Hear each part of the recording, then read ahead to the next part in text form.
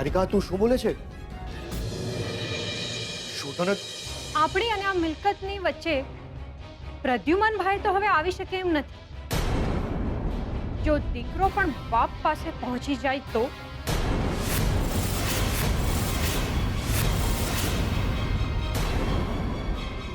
એક મિનિટ સારિકા, આ તું શું બોલે છે એનું તને કઈ ભાન છે? શોધન પ્રદ્યુમનભાઈ પાસે પહોંચી જાય મતલબ એટલો જ રણજીત કે જે કોઈ માણસ આપણી અને આ મિલકતની વચ્ચે આવશે એને કાયમ માટે દૂર કરી દઈશું। જો કાલે ઉઠીને આપણે ભીખ ના માંગવી હોય તો। નહીં સારિકા નહીં, જીગર અને લક્ષ્મીની વાત અલગ છે। એમની સાથે આપણે કોઈ લેવા દેવા નથી, પણ શોધન તો આપણો સગો છે। પણ એને યાદ રાખ્યું છે કોઈ? એક કામવાળીના હાથમાં સગી ફોઈનો ફ્લેટ આપી દેતા પહેલા વિચાર કર્યો છે એને કોઈ? જો લક્ષ્મી માટે શોધન પોતાની સારિકા ફોઈને ભૂલી જતો હોય તો આ સારિકા ફોઈને શોધન યાદ કેવી રીતે રહેશે?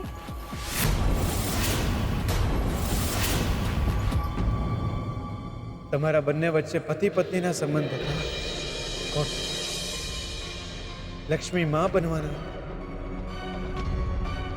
ખોટ જીગર દગોદીને ભાગી જવાનો હતો, ખોટું। અને આજે ખબર પડે છે કે તમે બંને લગ્ન કરવાના છો, એ પણ ખોટું।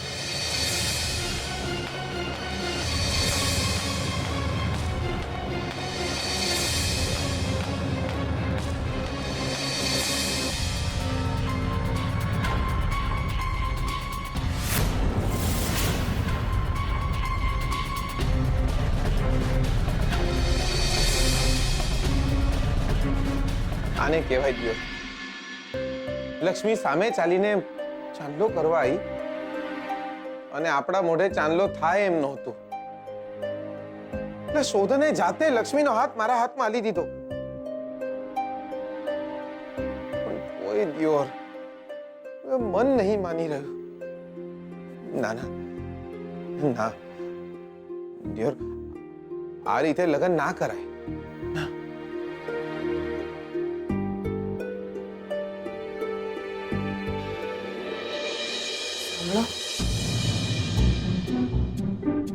બકા 98 વર્ષના થશો।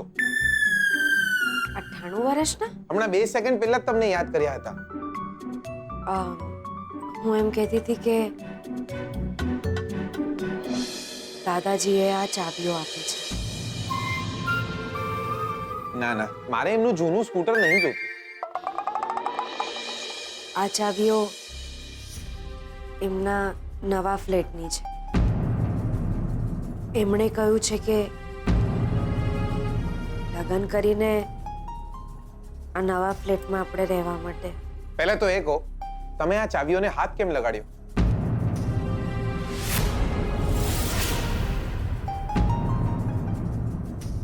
નહીં, આ મને દાદાજીએ કહ્યું। દાદા જે કહ્યું હશે કે આપણે બે લગ્ન કરવાના છીએ, તો હાલો આ નવો ફ્લેટ રાખો, ખાઈ પીને મજા કરો। અને તમે ચાવીઓ લઈ લીધી એમ ને? નહીં એટલે કે પેલા ગોમના દિયોરો કંઈક તો શરમ કરો યાર। લક્ષ્મી આપણા સાચે બી લગ્ન થવાના હોય ને તો કોઈની પાસે ચાંદલો માગીએ એમાંના નહીં આપણે। તમે જો મારું ઘર માંડવાના હો તો એ ઘર બી મારું અને એ ઘર ખરીદવાની હિંમત બી મારી હોય।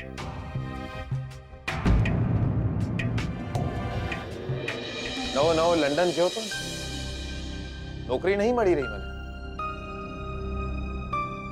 કામ ધંધો બી સેટ નહોતો થઈ રહ્યો, ભાડું ભરવાના પૈસા નહોતા મારી જોડે।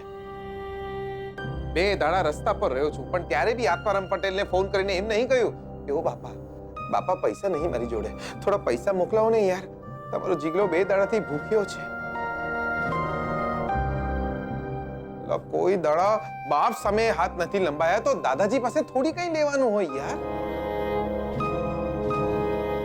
તમે આ ઘરની ચાવીઓ લીધી જ કેમ? એ કવડા હાથની હાલવી જોઈએ ને. આજે આપણા લગ્ન થવાના હોત ને દિયોર, તો આજે તમને ખરેખર પડી ગયું. એ નાક કાપી નાખ્યું તમે તો મારું યાર. લક્ષ્મી, હું તમારા માથે હાથ મૂકું ને એ જ તમારું ઘર. તમે આ ચાવીઓ લીધી જ કેમ? આલી આવો. હમણાં ને હમણાં આ ચાવીઓ દાદાજીને આલીને આવો. લક્ષ્મી, તમે આવું કર્યું યાર? અરે તમે તો એ જ લક્ષ્મી છો જેને 11 કરોડ રૂપિયાની મિલકત હસતા મોઢે શંભુના નામે કરી આલી હતી. અને તમે આવું કર્યું યાર. ના મજા આવી યાર, ના મજા આવી દિયોર. તમે હમણાં ને હમણાં આ ચાવીઓ દાદાજીને પાછી આલીને આવો, જાઓ. અને એમ બી લક્ષ્મી, આપણે શું કરીશું આ ઘરનું? આપણું ઘર ન બનવાનું છે ન વસવાનું છે. પણ મેં વિચારી રાખ્યું છે કે આપણું ઘર કેવું હશે. આપણું ઘર વાદળોની વચ્ચે હશે. આમ દરવાજો ખોલીએ ને એટલે મેં એક ધનુષ પૂછ્યા વિના જ ઘરમાં આવી જાય. અને ઘરમાં લાઈટની જરૂર બી ના પડે. ખબર છે કેમ? કારણ કે આપણા ઘરની આજુબાજુ બહુ બધા તારાઓ હશે. જરૂર પડે એમ તારાઓને તોડી તોડીને ઘરમાં લગાવી દેવાના. પણ એક જ તકલીફ છે યાર, આપણું આ બહુ સુંદર ઘર સ્વર્ગમાં છે. મર્યા પછી જ આ ઘર વસી શકે એમ છે. લક્ષ્મી, ત્યાં આપણે બંને જોડે જોડે રહેશું. હા, આપણું ઘર બહુ સુંદર હશે. આપણને નહીં જરૂર આવા નાના મોટા ઘરની. જાઓ જાઓ, આ ચાવીઓ દાદાજીને આલીને આવો, જાઓ.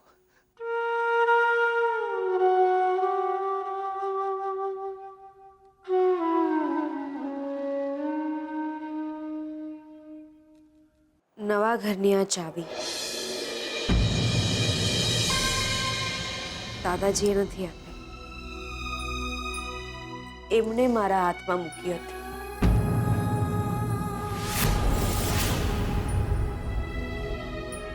અને એમનું આપેલું હું કંઈ ટાળી નથી શકતી ને. હું તો આ ચાવીઓ દાદાજીને પાછી જ આપવા જતી હતી, પણ મને થયું કે એકવાર તમને પરીક્ષા લેતા હતા મારી.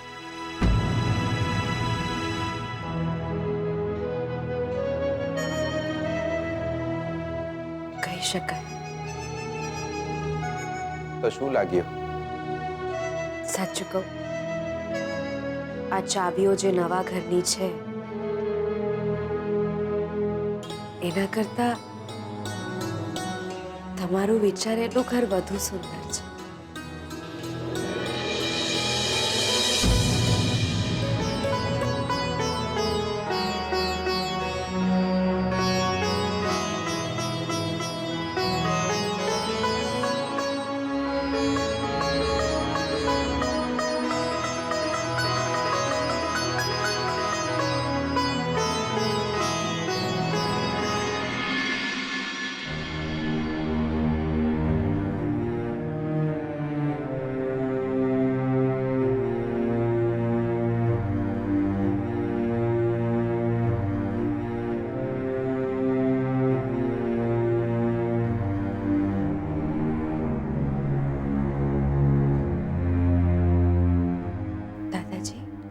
हाँ लक्ष्मी बेटा,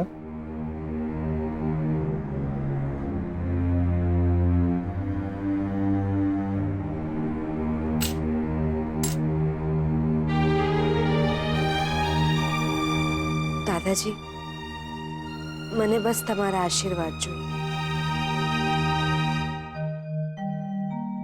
આટલું મોંઘું ઘર, આટલું મોટું ઘર મને ના જોઈએ દાદાજી.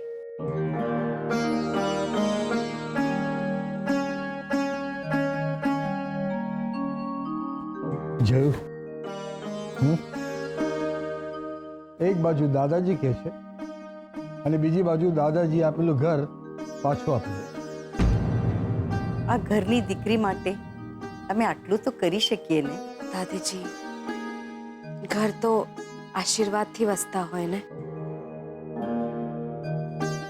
તમે માત્ર તમારો હાથ મારા માથે રાખજો. મારું ઘર તો એ જ્યાં આપણે બધા સાથે રહેતા હોઈએ. અરે પણ લક્ષ્મી બેટા, જીગર અને તું એમને પણ મને ના પાડી દાદાજી.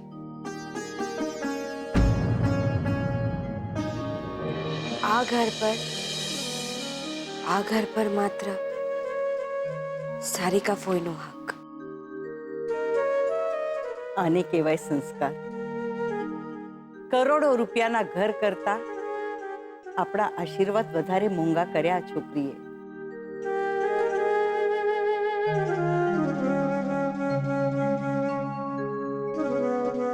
બેટા, મારા ઘરે તે જન્મ કેમ ન લીધો?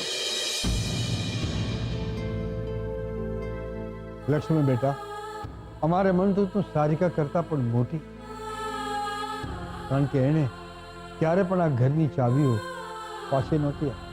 દાદાજી, આજે સાચે એવું લાગે કે તું આ ઘરની દીકરી નહીં, બહુ હોત તો સારું થાય.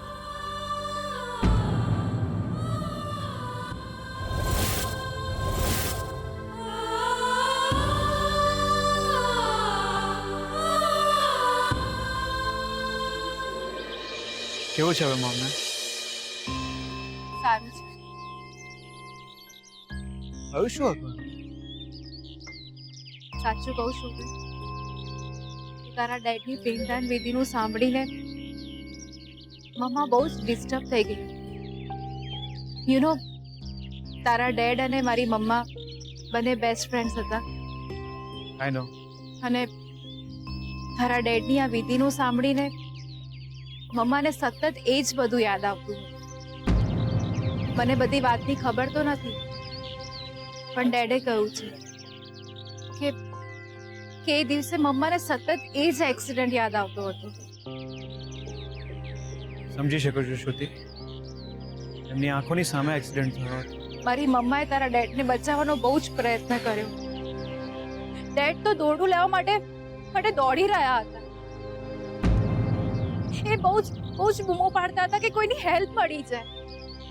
મમ્માએ પણ તારા ડેડનો હાથ પકડી રાખ્યો હતો, પણ મમ્માને બહુ જ ગમી છે કે તારા ડેડને બચાવી નહોતી શકી. ઇટ્સ ઓલ રાઈટ શ્રુતિ. મમ્માને કહે છે કે એ માત્ર એક્સિડન્ટ હતો, એટલે જે બનવાનું હતું એ બની ગયું. અને એમ પણ આ વાતને હવે ઘણા વર્ષો વીતી ગયા છે, એટલે મમ્માને કહે છે બિલકુલ પણ ગિલ્ટ ફીલ ના કરે. હા, અને મમ્માને એટલે જ આપણા લગ્નની ખુશી પણ છે અને ઉતાવળ પણ કે એમની જૂની દોસ્તી નવો સંબંધ બની જાય. આપણે લગ્ન તો કરી જ રહ્યા છીએ ને હવે ક્યાં મોડું થાય એમ છે.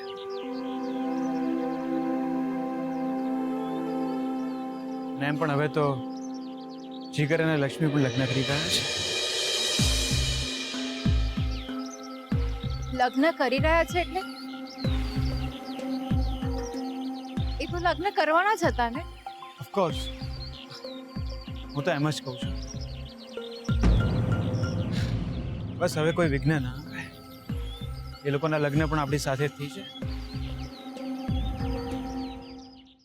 અંબિકા વહુ, લગ્ન પહેલા આપણે ગરબા રાખીશું, એટલે સગાવાલા અને મહેમાનો આવે તો એમની સાથે રંગે ચંગે આપણે ગરબા રમીશું. હા, લો બોલો, આ દાદી ઉપરના માળે જાય છે તો કોક દાડો કમર રહી જાય છે તો કોક દાડો દાદાજી આમને ગરબા રમવા છે. હા, એવું હોય ને તો ગરબાની રાત્રે આપણે ઓર્કેસ્ટ્રા વાળાને બોલાવશું. હા હા, કેમ નહીં? આ માસીને જપ નહીં દ્યો, આ ઉંમરે ડિસ્કો કરશે બોલો. આમાં ને આમાં સોદરના બાપાના આત્માને શાંતિ કઈ રીતે મળે? લક્ષ્મી બેટા, ગરબાની રાત્રે તું સરસ મજાના ચણિયા ચોળી પહેરજે. આ બિચારાઓને ખબર નહીં કે લગ્ન પહેલા અમે ગરબા નહીં રમવાના, અમે તો આખી લાઈફ ગરબા ગાતા રહીશું. અરે બાપા જાતે ઉતરી આવે તોય અમારા લગ્ન નહીં થવાના. અરે જીગર!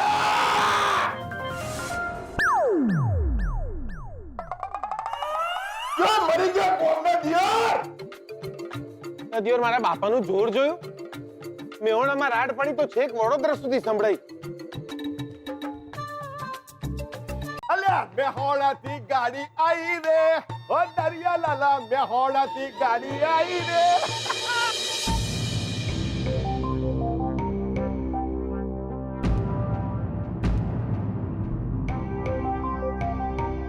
દીકલા જો કોણ આવ્યું છે? અલ્યા તારા બાપા આયા છે પીઠ ભડાકા ધૂમ ધડાકા કરવા માટે.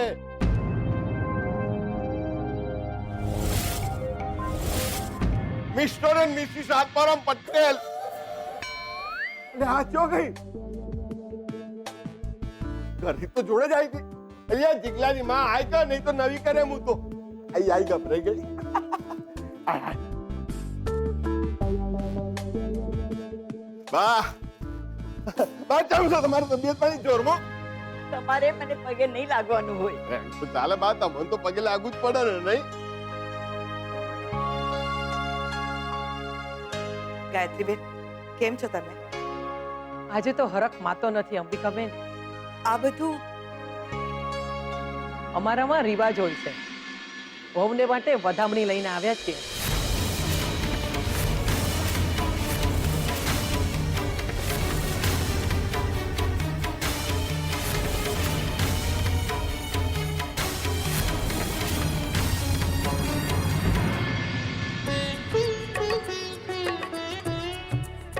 લક્ષ્મી બેટા,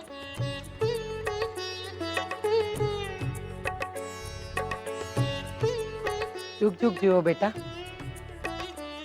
આ વધામણીનો સ્વીકાર કરો અને અમારા ઘરે વહુરાણી બનીને પધારો.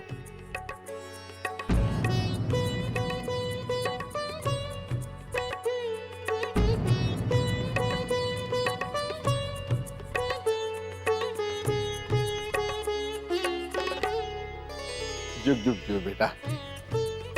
તને ખબર છે અમે તો મેહોણામાં છે ને કેટલી વાર ઘરે માતાજીને તેડાઈએ હો. અને અત્યારે એવું લાગે છે જાણે અમે સાક્ષાત લક્ષ્મી માતાને તેડવા આવ્યા છીએ.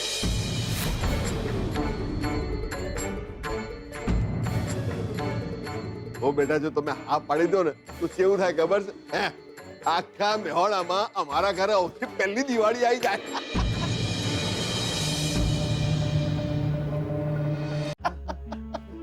અરે એક મિનિટ આ શું તમે ગેલા કાઢો છો યાર? તો દિયોર તમને મેહોણામાં છૂટા કોણે મેલ્યા? આઘારો કહું છું તમને, આઘારો. આ જુઓ અમને, જુઓ કોણ છે આ લક્ષ્મી છે. જુઓ બચારા કેટલા ગભરાઈ ગયા છે. આવું કરવાનું? લાઈક તો પોતે વાડકી જેવડા છે, એમની સામે આ મોટા મોટા થાળ લઈને આવી જાવ તો ડરી ના જાય માણસ? અલે ભાઈ, અમે વહુ માટે ખીચડી કઢી નહીં લાયા, બરોબર? આને છે ને વધામણીનો થાળ કહેવાય. અને આપણામાં એવું હોય ભાઈ. લક્ષ્મી આ વધામણીનો સ્વીકાર કરે ને એટલે એને લગ્ન માટે હા પાડી કહેવાય.